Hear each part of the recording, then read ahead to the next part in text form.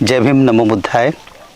Doctor Babasaheb Ambedkar लिखित भगवान बुद्ध आणि त्यांचा धम्म या ग्रंथाचं आपण अभिवाचन करत आहोत। आज विशेष बाब म्हणजे आपण तथागत भगवान बुद्धांच्या पवित्र भूमीमध्ये कुरुपा पहाडी येथे हा भाग आपण अभिवाचन करीत आहोत।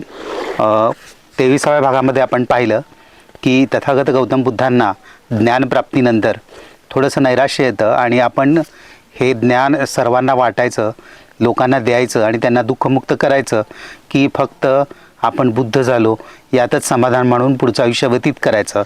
परंतु ब्रह्मसंपत्ती तिथे येतो आणि तो बुद्धांना सांगतो की या दीनदुबळ्या दुःखी लोकांना त्यांचे तारणहार तुम्हीच आहात।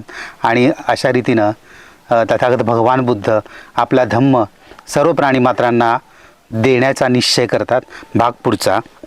धम्मदीक्षेचे दोन प्रकार। भगवान बुद्धांच्या धम्मदीक्षेच्या योजनेत धम्मदीक्षेला दोन अर्थ आहेत। प्रथम दीक्षा ही भिक्खूची, ज्याला सामूहिक रूपाने संघ म्हटले जाते, हा एक अर्थ। दुसरी दीक्षा उपासकाची होय, म्हणजेच गृहस्थ बौद्धाची, हा दुसरा अर्थ होय। भिक्खू आणि उपासक यांच्या जीवनमार्गात मुख्य भेद चार बाबींबाबत आहेत। एक, उपासक हा गृहस्थच राहतो, भिक्खू हा गृहहीन विचरण करणारा परिव्राजक बनतो। उपासक आणि भिक्खू या दोघांनाही काही नियमांचे पालन करावे लागते।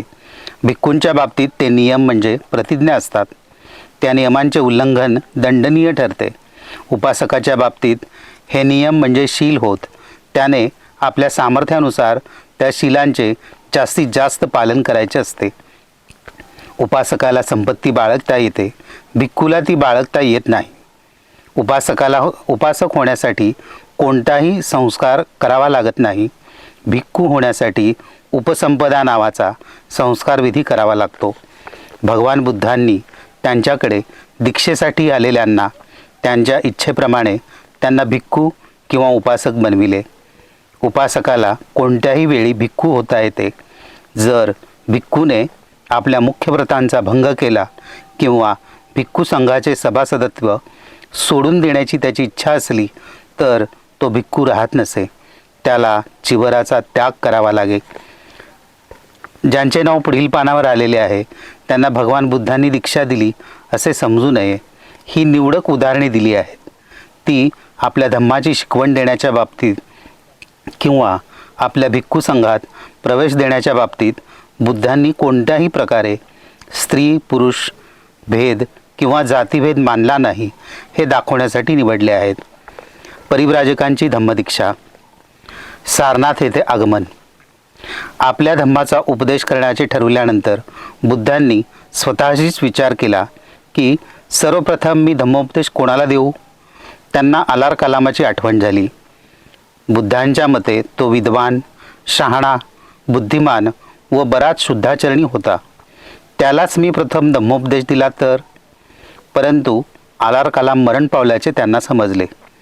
नंतर त्यांनी उद्दक रामपुत्ताला आपला धम्मोपदेश देण्याचा विचार केला, परंतु तोही मरण पावलेला होता। त्यानंतर त्यांनी आपल्या जुन्या 5 सोबत्यांचा विचार केला। निरंजना नदीच्या काठी त्यांनी कठीण तपश्चर्या चालवली असताना ते त्यांच्याबरोबर होते आणि त्यांनी तपश्चर्येचा त्याग केल्यामुळे रागावून ते त्यांना सोडून गेले होते। ते स्वतःशीच म्हणाले, त्यांनी माझ्यासाठी पुष्कळच केले, त्यांनी माझी सेवा केली, त्यांनी माझी पुष्कळ काळजी घेतली, मग मी त्यांनाच माझा धम्माचा उपदेश प्रथम दिला तर काय हरकत आहे। त्यांनी त्यांच्या ठाव ठिकाण्याची चौकशी केली।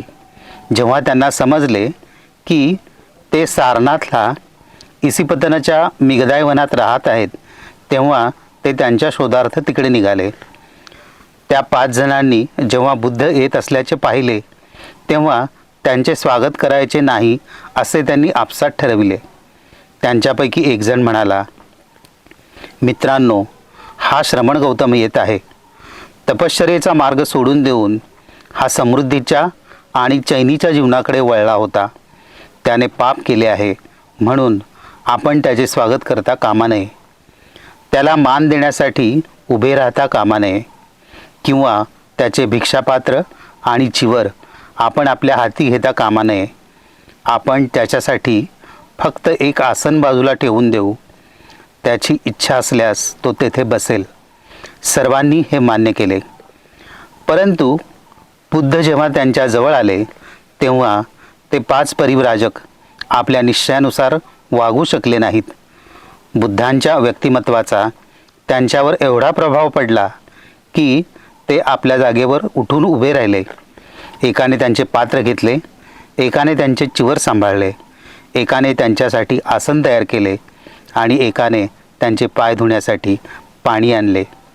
खरोखर हे एका अप्रिय अतिथीचे असाधारण स्वागत होते.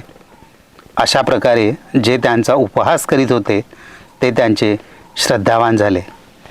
धन्यवाद. जय भीम.